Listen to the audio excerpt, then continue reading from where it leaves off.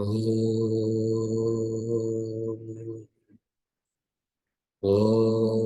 सहना भवतु सहनौ भुनक्तु सह वीर्यङ्करवावहै तेजस्विनावधीतमस्तु मा विद्विषावहै।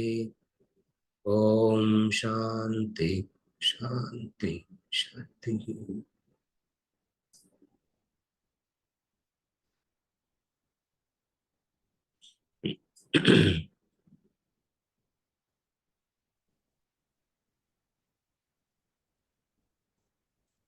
अर्जुन उवाच एवं सततयुक्ता ये भक्तास्त्वां पर्युपासते ये चाप्यक्षरमव्यक्तम् तेषां के योगवित्तमाः।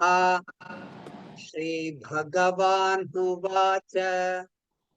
मय्यावेश्य मनो ये माम् नित्ययुक्ता उपासते श्रद्धया परयोपेताः ते मे युक्ततमा मताः। ये त्वक्षरमनिर्देश्यम् अव्यक्तं पर्युपासते सर्वत्र गमचिन्त्यं च कूटस्थमचलं ध्रुवम् सन्नियं येन्द्रियग्रामम् सर्वत्र समबुद्धयः ते प्राप्नुवन्ति मामेव सर्वभूतहिते रताः। क्लेशोऽधिकतरस्तेषाम् अव्यक्तासक्तचेतसाम् अव्यक्ता हि गतिर्दुःखम् देहवद्भिरवाप्यते। ये तु सर्वाणि कर्माणि मयि सन्न्यस्य मत्पराः अनन्येनैव योगेन मां ध्यायन्त उपासते तेषामहं समुद्धर्ता मृत्युसंसारसागरात् भवामि न चिरात् पार्थ मय्यावेशितचेतसाम् मय्येव मन आधत्स्व मयि बुद्धिं निवेशय निवसिष्यसि मय्येव अथ ऊर्ध्वं न संशयः।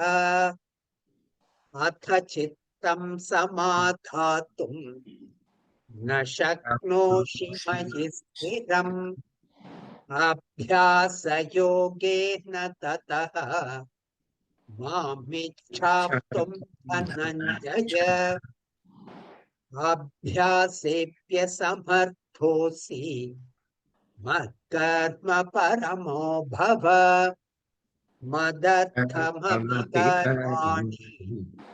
कुर्वन् सिद्धिमवाप्स्यसि।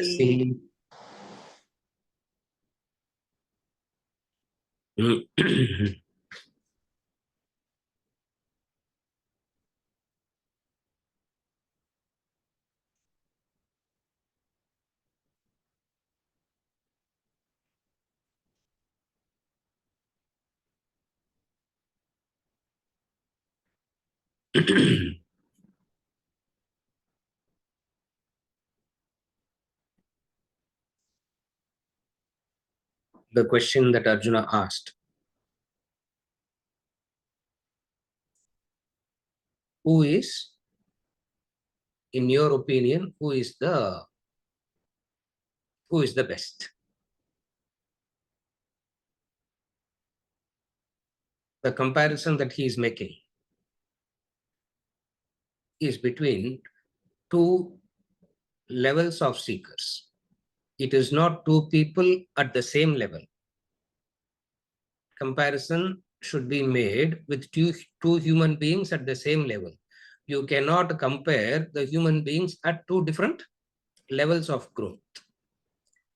And if you compare human beings with 2 levels of growth, what is the obvious answer?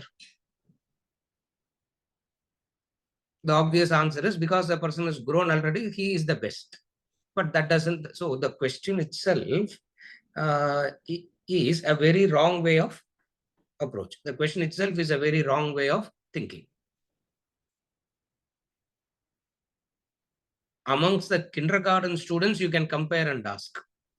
You cannot ask between kindergarten and a PhD and compare and ask of the two who is superior, of the two who is best. Most of the time we keep asking questions like that.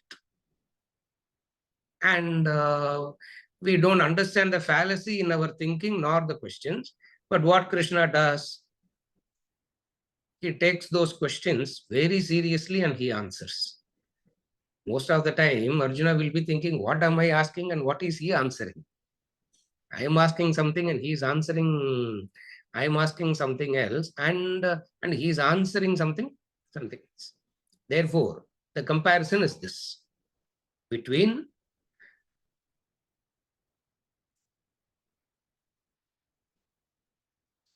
the 2 levels. You don't compare. At the same level, you can compare. It's common sense, no? In boxing competition, in running competition and all, people of the same caliber only should be coming, isn't it? Imagine a heavyweight boxer and a lightweight boxer. Who is superior? What will be the answer? What will be your answer?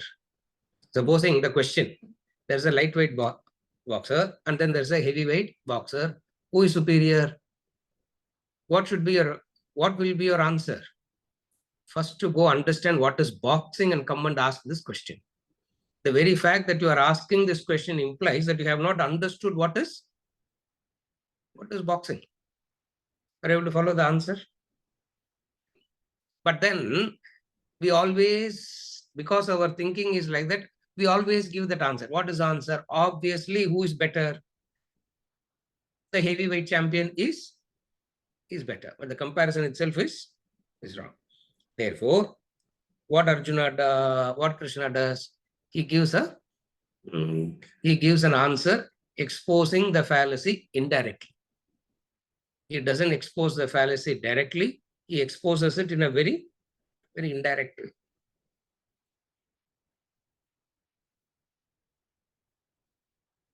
The direct method of teaching works only to the Sishyas, and nobody is a Sishya. Therefore, indirect method of teaching alone works. Again, the direct method of teaching works to whom? To the one who is a Sishya. And who is a Sishya? We have seen that any number of times. Who is a Sishya? Sishya is one who has kept the mind out, the intellect out. No more thinking involved. What is told is that there is no independent thinking that's going on. A command is given. Why? Then you are not a Sishya. You have to go back. Therefore, but every time the mind keeps asking, why, and it comes up with its own answer also. To that student, what is the teaching that will work? Indirect method will work. What is the indirect method? He goes about in a roundabout method answering. What is the roundabout method of answering? First, this is my opinion, but later on we will consider what is the truth. Indirect, why can't he say directly? And Arjuna, like any of the student pretends, tell me directly what to do. Tell me directly what to do. And a wise one will never say that. What to do, sir? If anybody comes and asks what to do, what should be your answer? What should be your answer? Find out what that person wants and say yes to that. All of that. Yeah. And you will be a very good person. Everybody will start liking you so much. Trade secret idella. Ram Subramaniam. Purida. Nobody is coming and going to ask you what to do as in the right thing. What to do, sir, means something they have in their mind already. You need clarity to find out what they want. And then what you should do? And then what you should do? Simply say yes to that. And they'll go back thinking, yes, sir, correct. Today I got the very good advice. I simply agreed, that's all. So what is the other method? Instead of going about this roundabout method, another method, what? Even before they say anything, you say, you are right. Ah, correct. You are right. You are right. That's it. All conversation will come to an end straight away. Why he is going about an indirect method of teaching? Because it is very difficult to it is very difficult to teach directly, because direct teaching is a command. Indirect teaching is logic, reason, analysis. Remember that. In Vedanta, direct teaching means it's a command, aphorisms, no logic, no reason, no explanation, which is the Upanishad. You go to the Upanishad, he's not going to sit and explain all these things. He doesn't care. He will not even bother to explain. Command is given, follow that command. And don't imitate all that. Don't try all this. It will not work out, because in 15 minutes, your mind will take over. Therefore, might as well follow the path of logic, reason, and analysis. Don't try the path of the command. In the very first chapter itself, in the beginning itself, Krishna gave the answer. Kshudram hridaya daurbalyam tyaktodishta parantapa. The answer is given in verse number 2 of chapter 2 itself. Answer is given.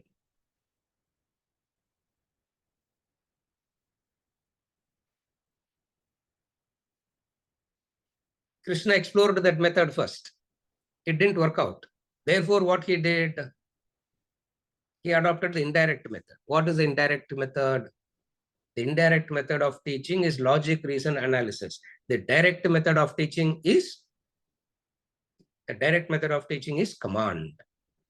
That's why the Sishya means one who can receive the command. What is meant by receiving the command? Receiving the command means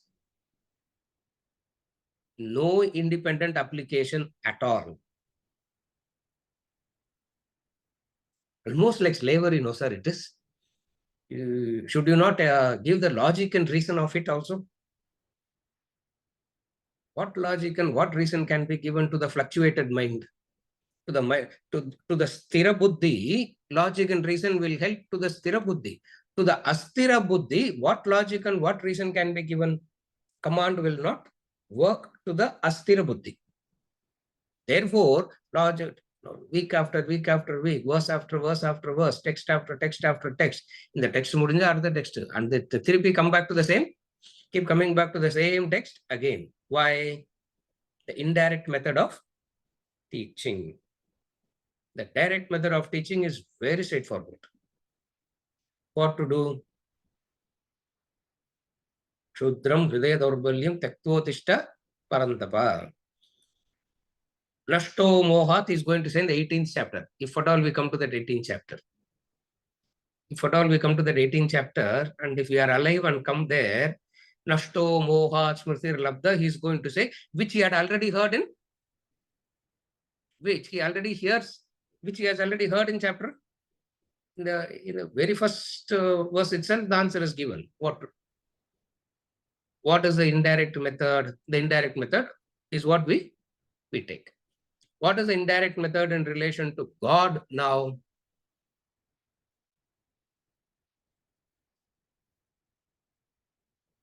What is the indirect teaching in relation to God?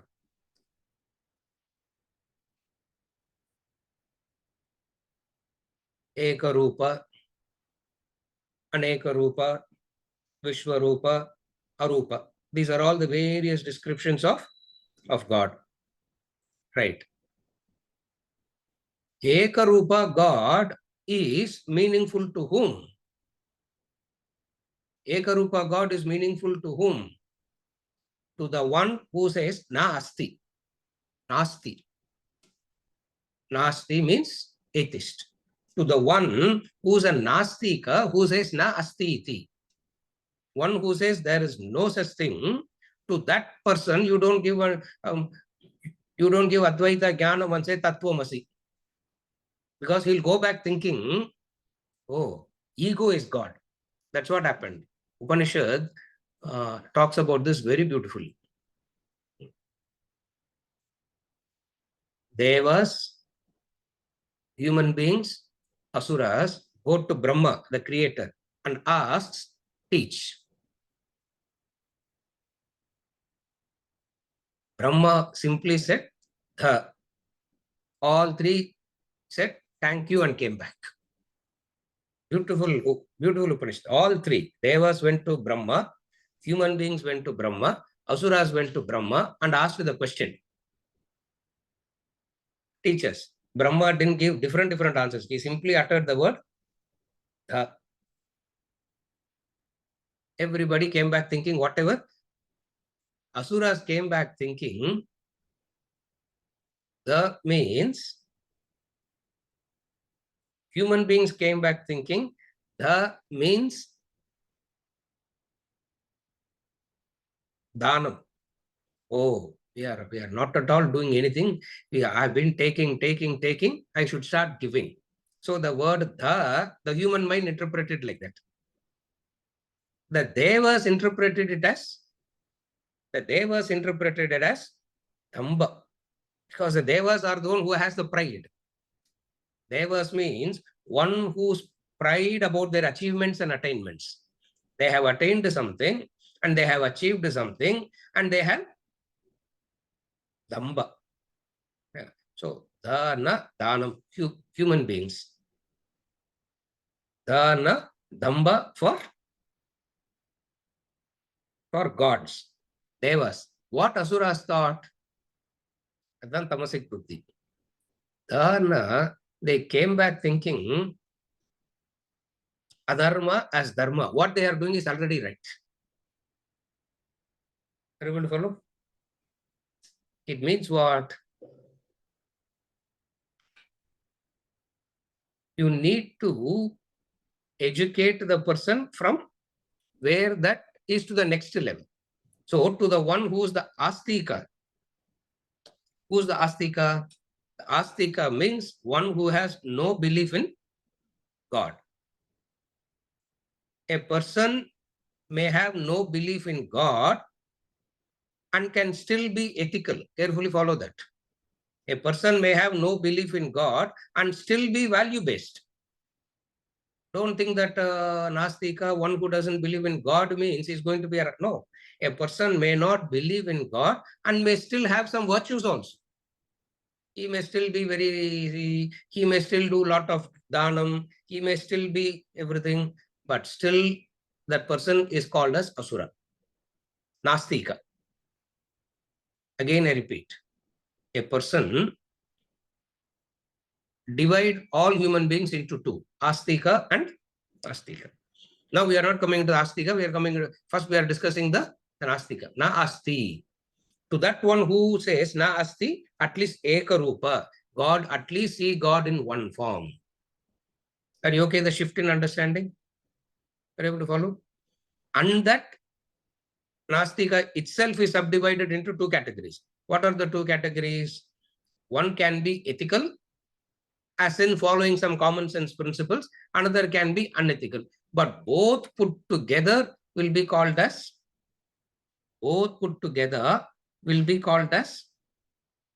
Nastikas only. Why? Because God has not entered into their vocabulary. And what is God?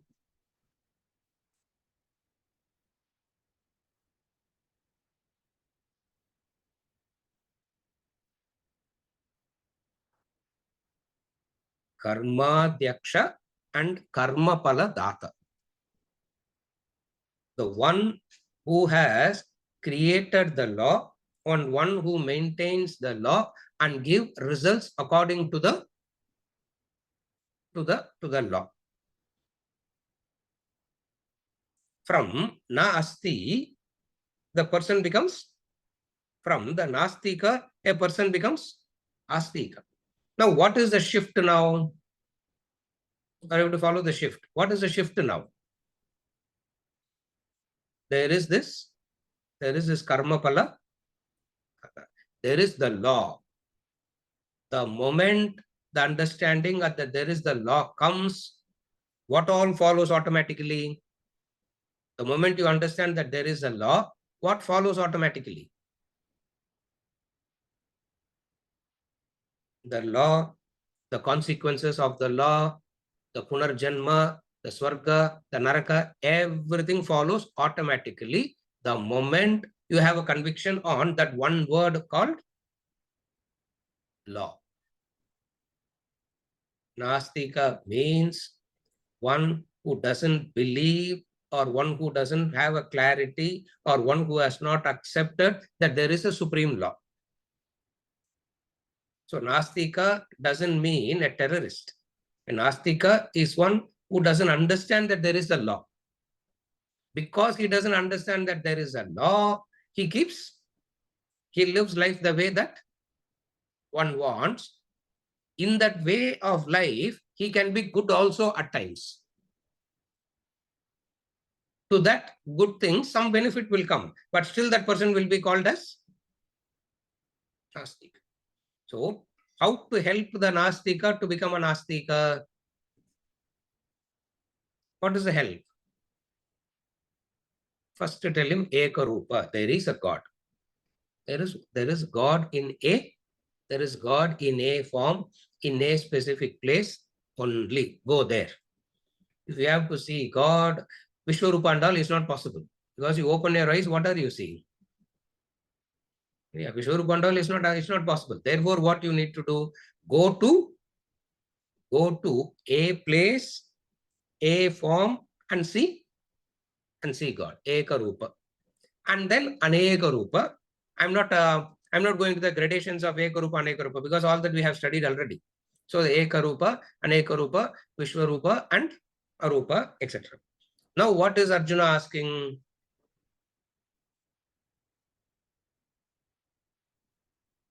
What is Arjuna's question?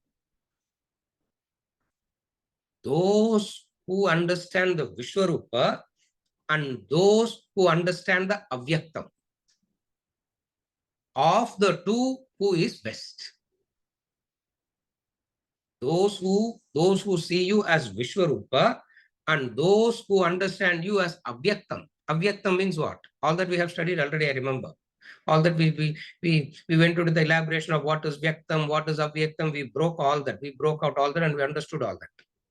So what is that shift now? Those who worship you as in Saguna Vishwarupa, or those who meditate upon you as in Arupa, who is superior? The question itself is wrong. It's like asking no God versus from no God to Eka Rupa. Who is superior? It's a wrong question. From Eka Rupa to Aneka Rupa, who is superior? What is the answer? From Subramaniam. Wrong question. Question is wrong. From Aneka Rupa to Vishwarupa, who is superior? Wrong question. From Vishwarupa to Arupa, who is superior? Who is superior? Wrong question. Right through, he is asking the wrong question. To ask the right question itself is a clarity is required. Clear?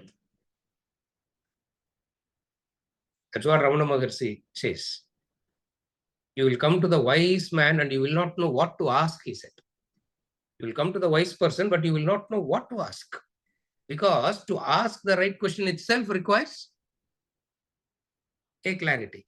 Therefore, comparison cannot happen between two. Comparison cannot happen between two levels. How do we do this comparison? In the modern day context, you will go to a superior person and ask, if you are in my shoes, what will you do? Are you able to understand the fallacy now? You will go to a superior person and ask, if you are in my shoes, what will you do? What will the wise man say?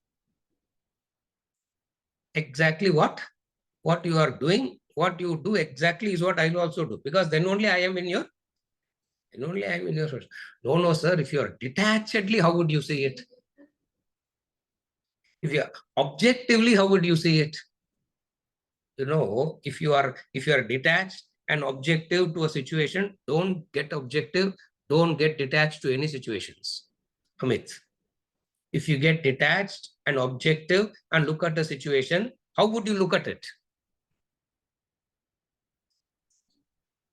There's no situation there. You are simply imagining, you come and make where there is nothing at all, you spin a story in your head and you come and ask what to do. What is the answer? Maya, stop spinning stories. It's Maya, stop spinning stories. That's the answer. But that answer will not help you. Why? Because the story in your head is so real. The story in your head is so real. The pain and misery that you are going through is so real. Therefore, you cannot say,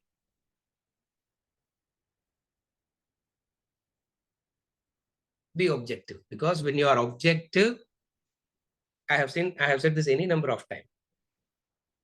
Objectivity means you will start laughing. You know that? Indicator of growth means you will laugh. If you are not able to laugh, you have not. I have understood, sir, and you start crying out of that understanding. It means you have not grown. Understood means you will. Do you know that the proof of growth is laughter?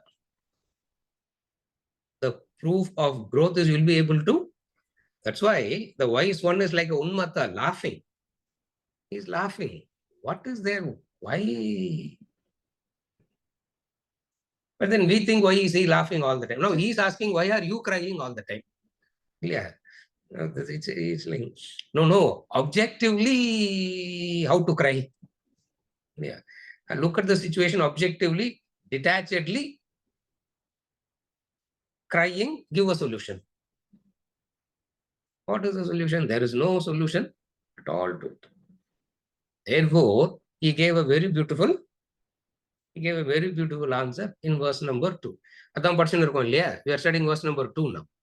Yeah. So he gave a very beautiful answer in verse number 2.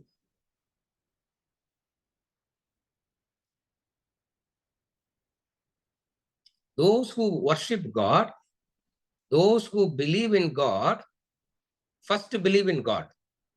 Step number 1.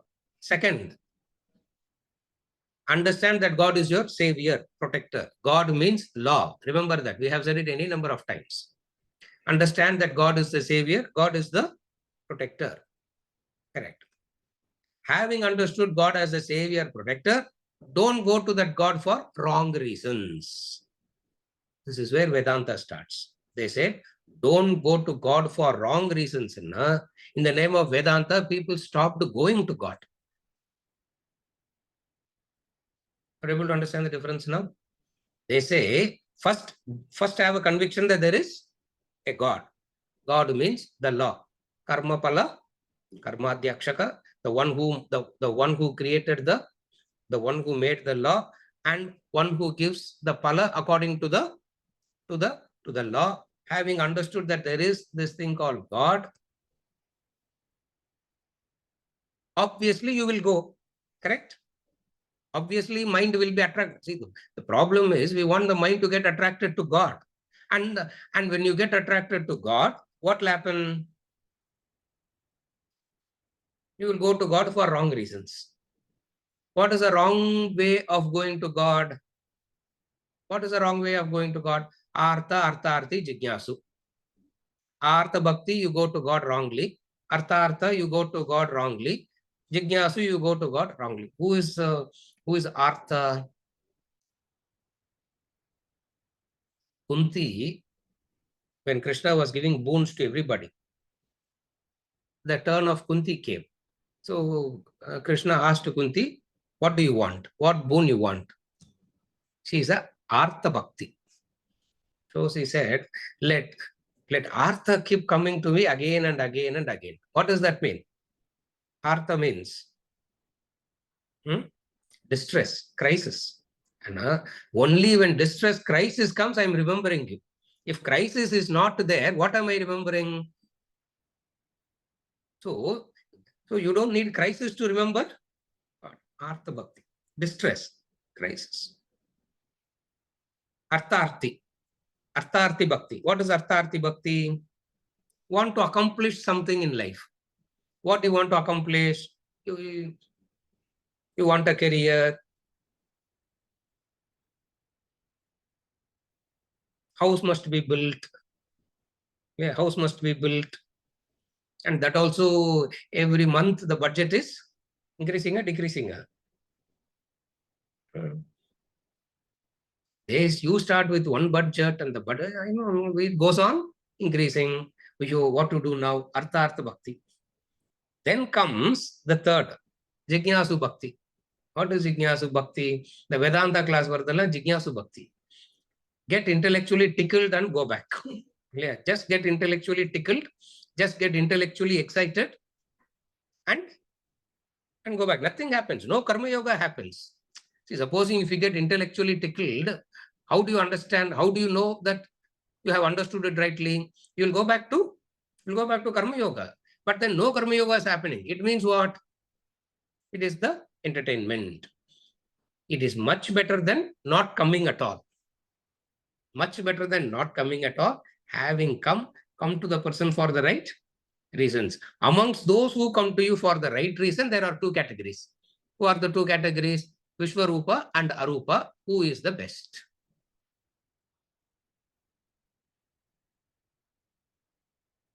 What is the answer? What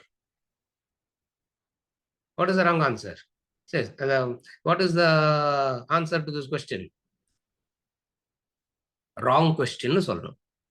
Yeah, you should say, yes, sir. From all this, I got a clarity. What is the clarity?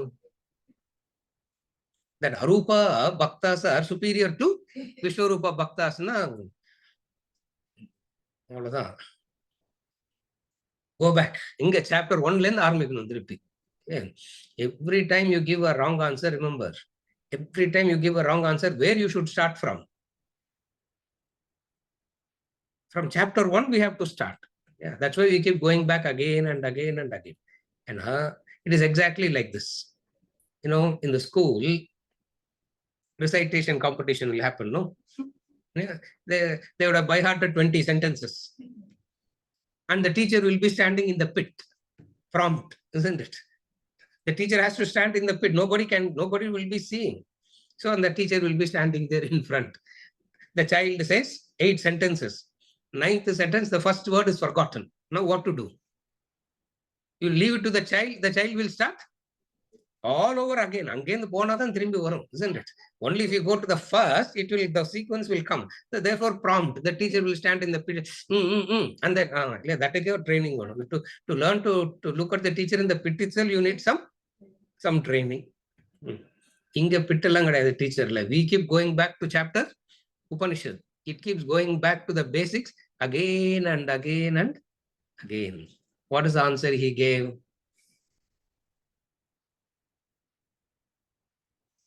He gave a beautiful answer. They are, in my opinion, they are supreme. Yuktatama mataha.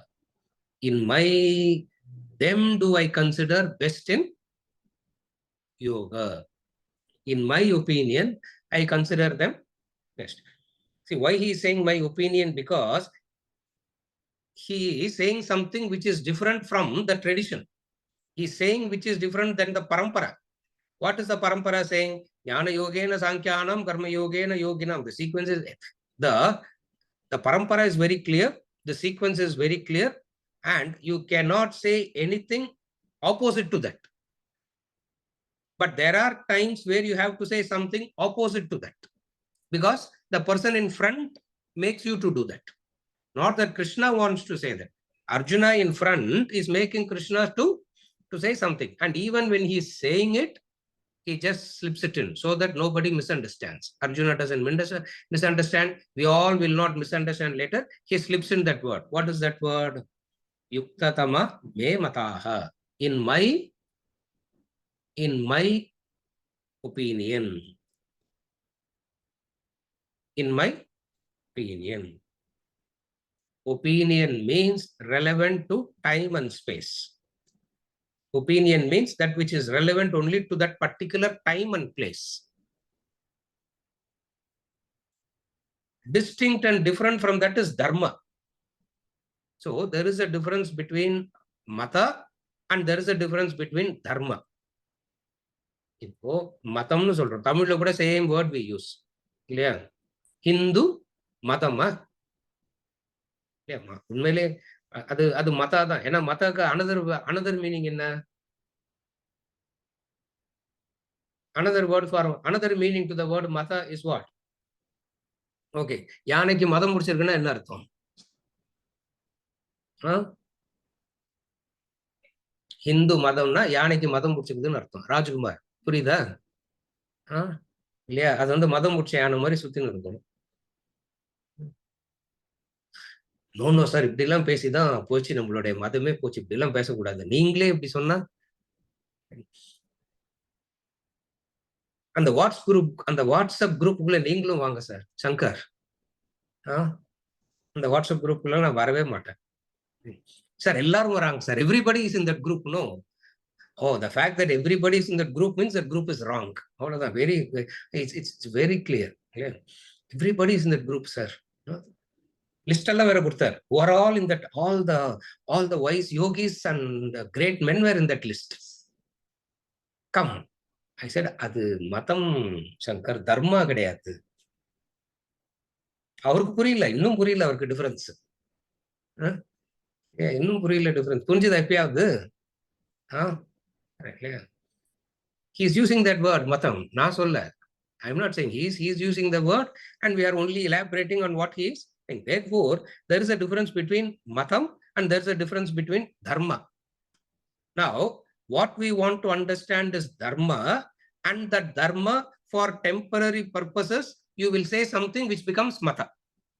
So the application of dharma to a specific place, time, situation becomes mata. Again, I repeat, dharma, when it is applied to a specific context, becomes mata. And that mata is dharma. Mata is not different from dharma. Carefully follow now. Mata is not different from dharma, but it becomes adharma when it is taken out of that context. It is like keeping the medicine and taking it after expiry date is over. Yeah. You keep the medicine, continue to take the medicine, and expiry date is over.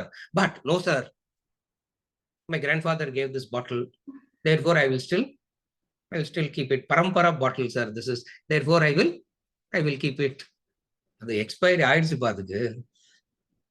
How can that expire, sir? Why? Because one drunken grandfather gave. Any meaning in that? Soumitra, you follow? Mata is dharma. It becomes redundant when it is taken out of context. It is like medicine is useful as long as the expiry date is it. That's why whenever there is a mata, first thing that you need to look is what? கடைக்கு போய் சாமான் வாங்கினா first எது பார்க்கணும்? When you go to the store to buy, first thing that you should look is what? Expiry date பார்க்கணும் இல்லையா? Supposing if they say no expiry date at all for this, what will you do? What should you do? You go to the shop to buy something, and if they say no expiry date at all, no, what should you do? You should run away from that shop. Correct? Why? Because it has a, because it comes to an end. Maya Veshya Manoyema Nitya Yukta Upasate Shraddaya Parayopetaha Teme Yuktatama Mataha.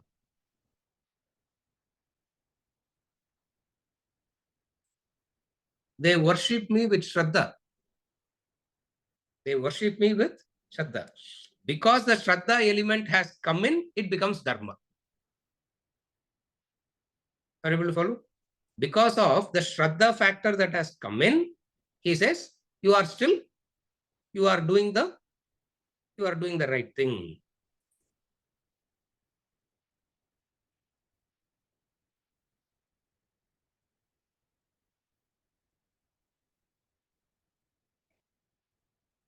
Why he is saying my opinion is because he is contradicting Kenopanishad.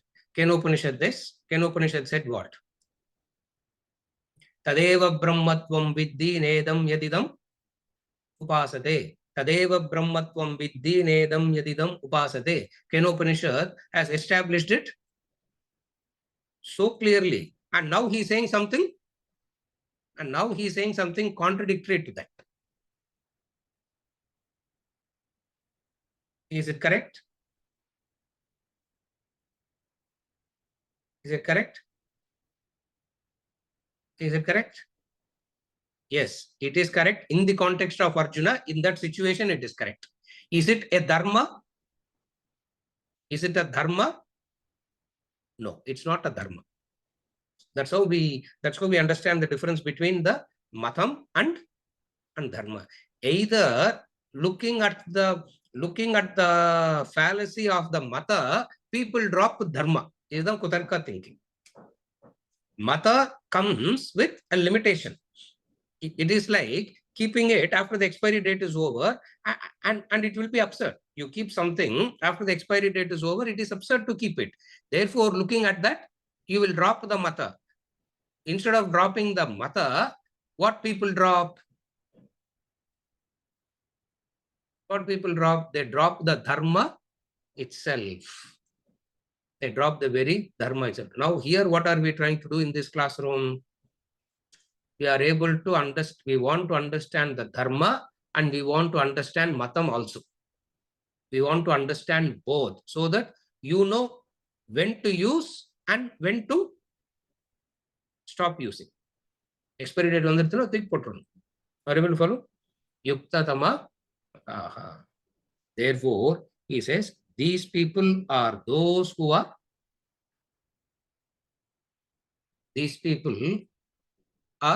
superior. Remember that example? Swamiji always gives this example. There is application for 2 jobs, vacancy for 2 jobs. One is the clerk and another is the manager. Supposing the person comes and asks, there is a clerk and then there is a manager. What should I apply for? What should be your answer? Clerk only. Now, clerk will ask that question. Manager will not even look at that. But sir, manager is good, no? On paper, manager is better, no? But you are a clerk. Now what to do? You are a clerk, what to do? To be a clerk is not an insult, but to be stuck there is insulting. Again, carefully follow. To be a child is not wrong. Remember that. To be a child is not wrong, but refusing to grow is wrong. Most of them refuse to grow. Obviously, you will get beaten up. If you refuse to grow, if you refuse to grow, you'll get beaten up. It is safer to get beaten up in the house and grow than getting beaten up in the street. Remember that. You have to get beaten up. Purida? Where to get beaten up? Which is better to get beaten up, in the house or in the streets? At least in the house, limited beatings. You go into the street, you will be beaten. Yeah. நாஸ்தி பண்ணி அமிச்சிடுவாங்களா?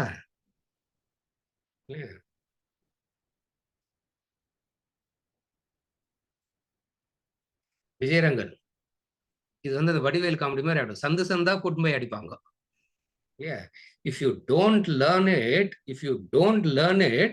you will be taken from situation to situation, and you will get beaten up. And then you come back and say, everybody is wrong, world is not compassionate, this is not there, that is not there, nobody is understanding, there's no such thing called dharma and all in this creation. It is better to be adharmic than to be dharmic. All the drama will come.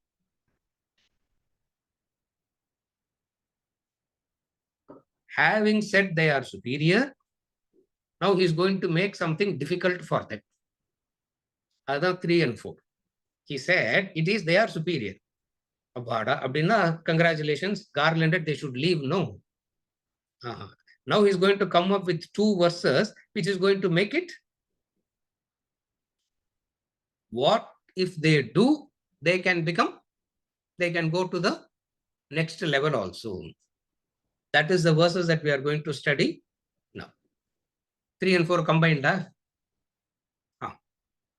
Send the budding. Yetvaksharamanirdeshyam avyaktam padyupasate sarvatragamachintyam cha kutasthamachalam dhruvam sandhiyam jendriyagramam sarvatra samabuddhayaha te prapnuvanti mameva sarvabhutahite rataha yetvaksharamanirdeshyam avyaktam padyupasate sarvatragamachintyam cha kutasthamachalam dhruvam sanniyam jendriyagramam sarvatra samabuddhayaha te prapnuvanti mameva sarvabhutahite rataha. Those indeed who worship the imperishable, the indefinable, unmanifest, omnipresent, unthinkable, unchanging, immovable, and eternal, having well restrained the group of senses, regarding everything equally, rejoicing in the welfare of all beings, they also reach me. Again, those indeed who worship the imperishable, indefinable, unmanifest, omnipresent, unthinkable, unchanging, immovable, and eternal, having well restrained the group of senses, regarding everything equally, rejoicing in the welfare of all beings, they also reach me. This is where you will get very irritated with him. This is where you will get very frustrated with him. Previous verse, he said, they are superior. And now he is saying, these fellows also reach me. There, he said, they will not reach me. Here, he is saying, they will reach me. படிக்கும்போது அப்படி படிக்கணும். இவ்வளோ சீரியஸாக பகவத்கீதாலாம் படிப்பாங்க.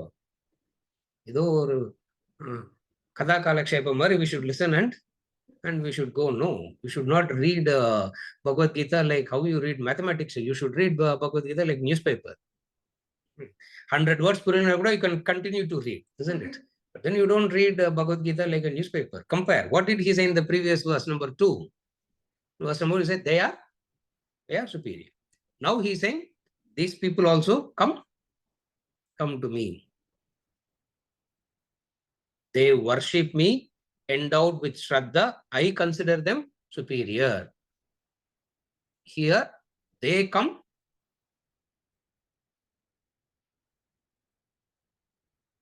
They come to me. Prapnuvanti. They come to me. Who are they?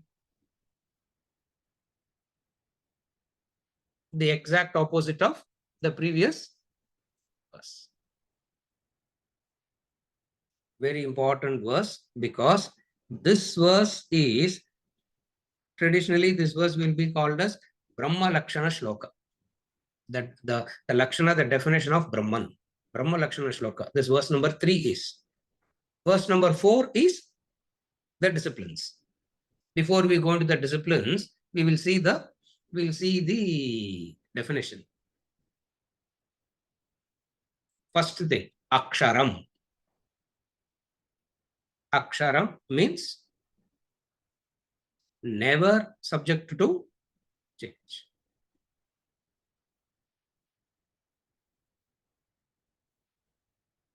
Aksharam Brahma Paramam. Verse number 3, chapter 8. Akshara Brahma Yoga. Aksharam. Aksharam means it is never subject to kshara.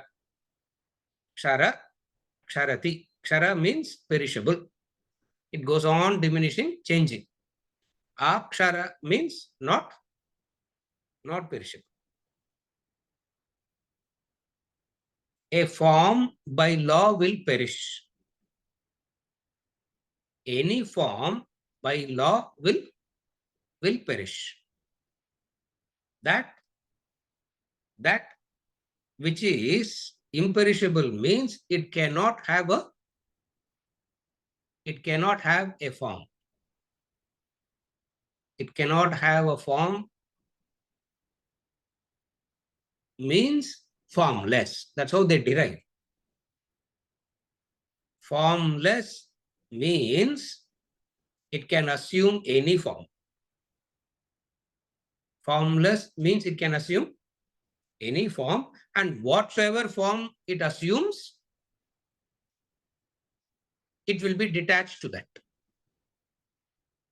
This is Aksharam. It's a very important Lakshana for, it's a very important definition, Lakshana for Brahman.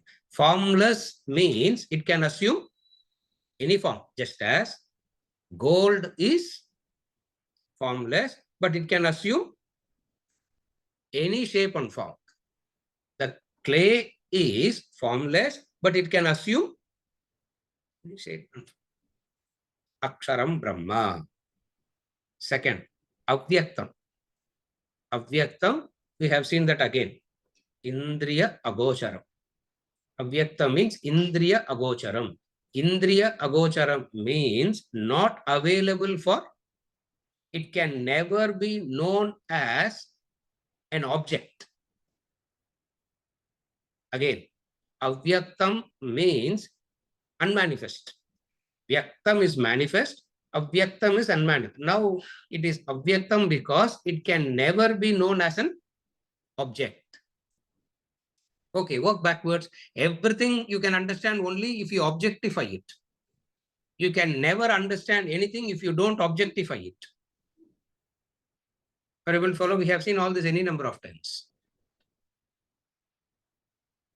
For any knowledge to happen, the subject and object must be separate. For knowing to happen, subject and object must be separate. The subject and object, if they become one, it becomes Avyaktam. There's no knowing. You cannot say as knowing there. That's why in Vedanta, we have seen it any number of times. Brahmavit, Brahmaiva Bhavati. The knower of Brahman becomes Brahman. There is no way of knowing it as an object. The only way of knowing it is by becoming it. And when you become it, there is nobody will be there to know it.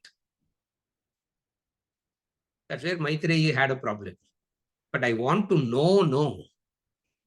I want to know. She said, no, there will not be anybody to know it. She said, this I'm not able to comprehend. Don't worry, nobody can comprehend. Because it is incomprehensible.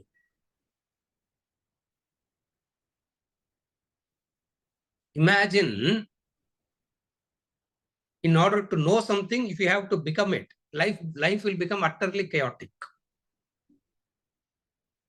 To know an apple, you have to become an apple. And then to know an orange, you have to become an orange. And to know the distinction between apple and orange, one part of you should be an apple, another part of you should be an orange. Eh? How will you understand that? In the worldly knowledges, everything can be known only as an object. Even your own body has, you can know the body as an object. You have to objectify it as so separate from you. As the mind, as intellect. So everything can be known only through objectification. So avyaktam means unmanifest, means indriya agocharam. Indriya agocharam means not available for objectification. Number two, not available for objectification because the instruments that you have don't have that capacity. Again, the instruments that you have has a limited capacity. With the instrument that you have that has a limited capacity, you can only take this. Then, anirdeshyam.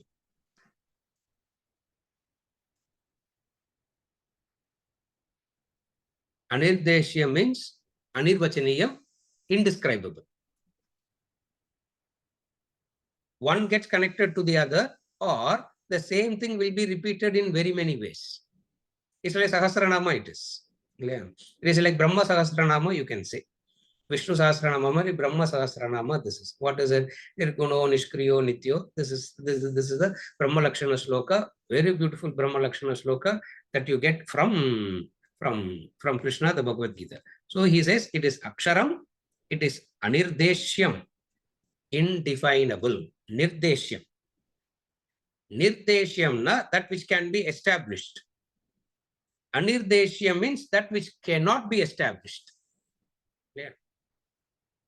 Nirdeshyam da modify ஆகி தமிழ்ல கூட நிச்சயமா சொல்லணும் தெரியுது. Say it with certainty. Anirdeshyam means you can never say what it is with certainty. You can never say God is with form or God is without form or God is beyond both. You can never say it with certainty. That is anirdeshyam. Sarvatrakam. Sarvatrakam. Sarvatrakam means it is omnipresent. Omnipresent.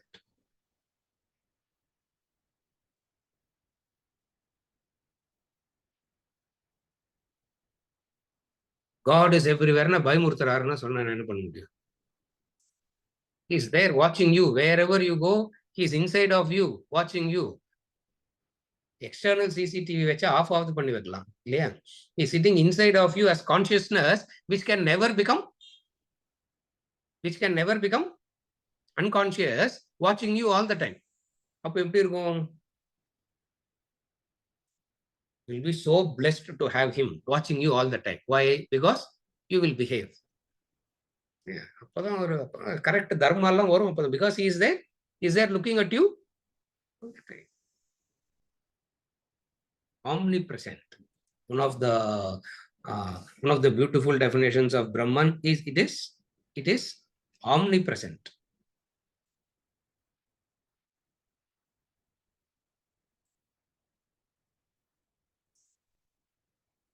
Paryupasate. These people use this as upasana. One category of people previously, Vishwarupa Upasana. Now what are they? What is these people doing Upasana? These people are doing with these attributes as Upasana.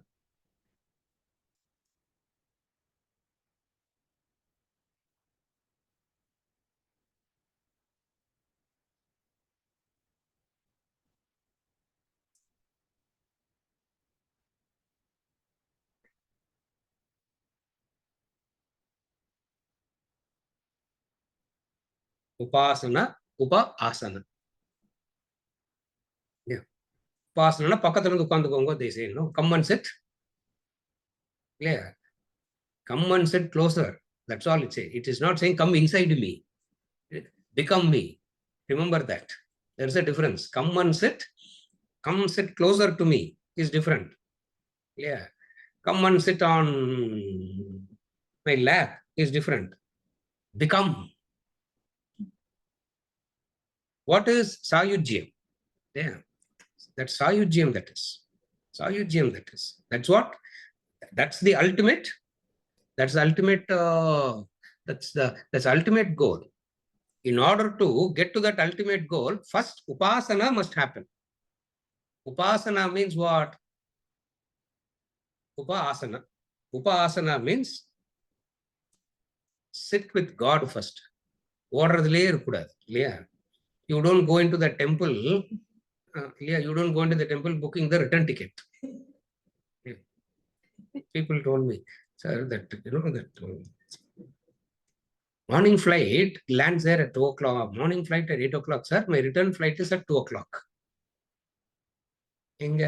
Somewhere, I don't know where they want to, whichever place they want to go. I said, very good. No upasana. Upasana means what? Go and sit there. That's why the old grandmother will say, கோயில் போனா உட்கார்ந்துட்டு வரணும், they will say. If you go to the temple, you should sit in the temple and come. That is upasana. Sit. Sit means what? If you are running away, you have other priorities. That's why you are running away. Sitting implies that you are able to keep everything aside for a, you are able to keep everything aside for a while and sit. Keep everything aside for a while and sit.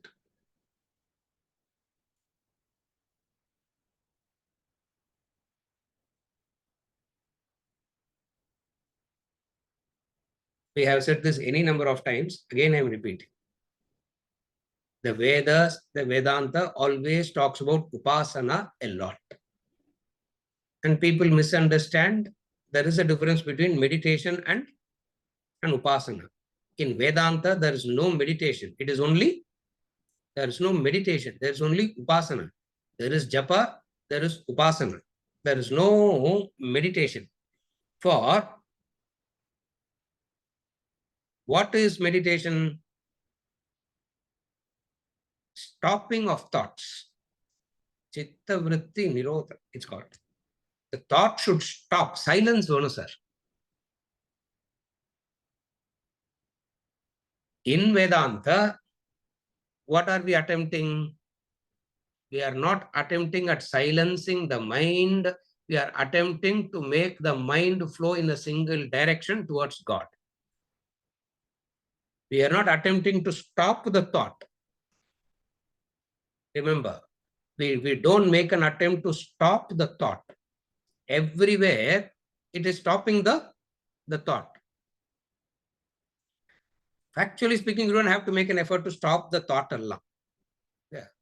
நாள் முழுக்க வேலை பண்ணா night அதுவே stop ஆகும், தூங்கி ஃப்ரெஷ்ஷா you can get up the next morning, isn't it? Thought stop by itself as in deep sleep. இல்லையா? அதுக்கு எதுக்கு கான்சியஸா டீப் ஸ்லீப் போகணும்? Nature has blessed you with, no, Narayanji. That's why I tell people whenever they talk about meditation, I say, why waste your time there? Because nature has helped. Nature has a method to make you meditative, as in deep sleep. Chitta nirodha. All thoughts stop there. In Vedanta, we don't want to make the thought stop. In Vedanta, we want to make the thought flow in a direction. One. In Vedanta, upasana is a replacement of thought. What is the replacement of thought? From aham sharira to aham jiva. From aham jiva to ayam atma brahma. Remember that. At the lowest level, you have a thought, aham sharira. Aham sharira means I am the body and everything associated with the body is real. That fellow is called Nastika. According to him, body and everything associated to the body is real. There is nothing exists other than my body. Other than the 2-3, rest of the creation doesn't even reveal to me.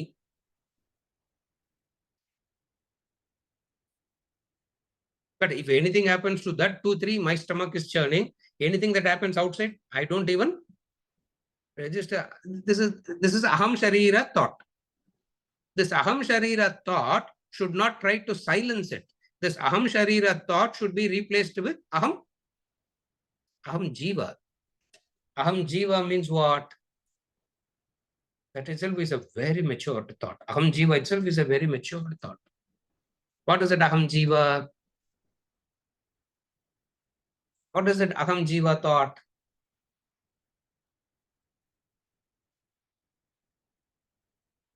That aham jiva thought is that Acharya used to give this example. Aham jiva means you understand wherever you are in the waiting room of the railway station. Railway station waiting room, don't convert waiting room into your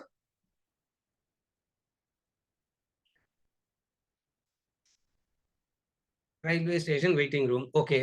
இப்போல்லாம் என்னது நான் ட்ரெயின்லேயே போறது இல்லை சார்னா அது என்னது அது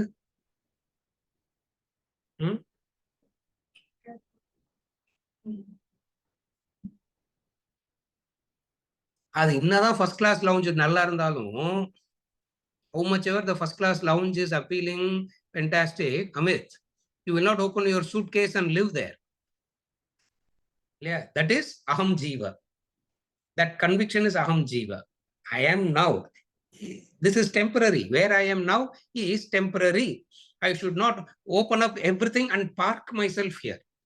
Aham jiva. It means what? There is a detachment. Objectivity, detachment, vairagya, all that comes. So from aham sharira to aham jiva. Yeah, that Acharya gives this example. He gave that example 70 years back. Where is the Flapona train left? Railway station room, waiting room la pottilam tharandittu ange 3 naal ukanda, this is my house na what to do. That is aham sharira. Aham sharira is refusing to, train is passing by.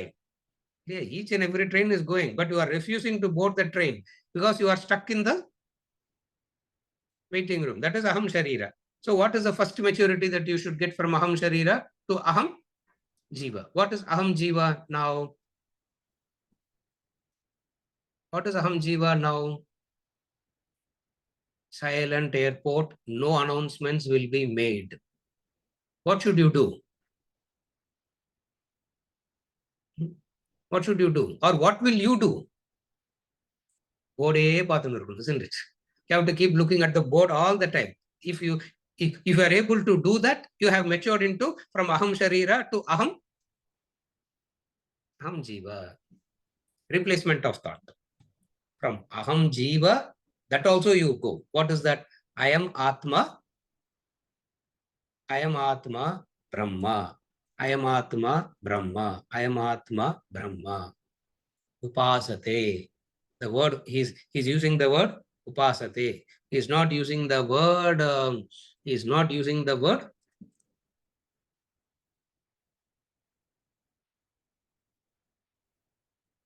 meditation. They don't say avyaktam, avyaktam, avyaktam, achintyam, achintyam, achintyam, arupam, arupam, arupam. Don't, not that repetition. What it means is you are so fully engrossed in a thought. By and by, what happens? As you think, so you become. So by and by, what you think, you become that.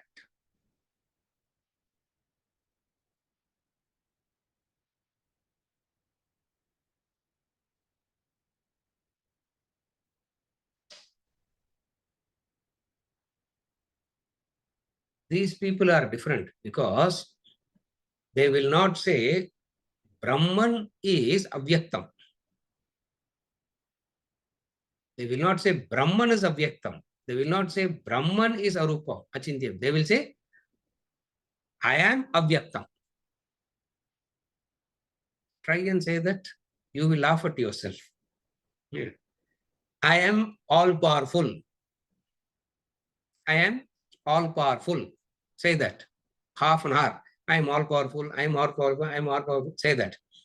And then come out and say, can I get a glass of coffee? No, you will know what is your power, isn't it? Say till you understand that you observe, you have no. What is this all powerful means then? I am all powerful, I am all powerful.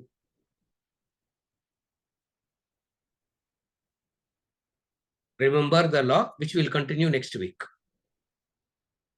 And somebody remind me, the words describing Brahman are lakshana, indicators, not gunas.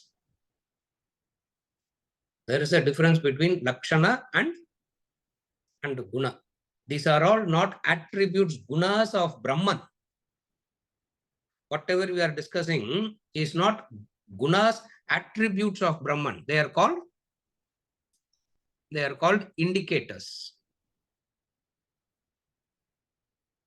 They are not gunas, they are not attributes, they are not definitions, they are only indicators. So these words are used by these people as an indicator to get closer to Brahman, not say this is Brahman. They come to me. Only they come to me. And then there are some disciplines, which is Indriya Gramam, etc. and all that. All that we will continue to.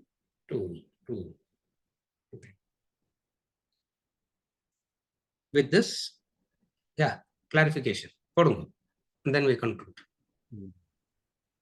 Hari Om, sir. So this is regarding the earlier part of the lecture, where you were talking about human beings being divided into two categories, Astika and Nastika. You said Nastika can be ethical or unethical. And you said ethical Nastika should be given the Ekrupa Bhakti. What about unethical Nastika, sir? What needs to be given to him? That's first part of the question. And second, how is the Nastika unethical person different from an Asura? He is an Asura. He is the Asura. Then why are we categorizing him as a human being who's unethical and Nastika? Then he'll be an Asura only, no, sir? Because the Asura and Deva exist only in the human form, in the way that we can comprehend. Therefore, we want to bring it in the human comprehensible form. 1. 2. What will bring about the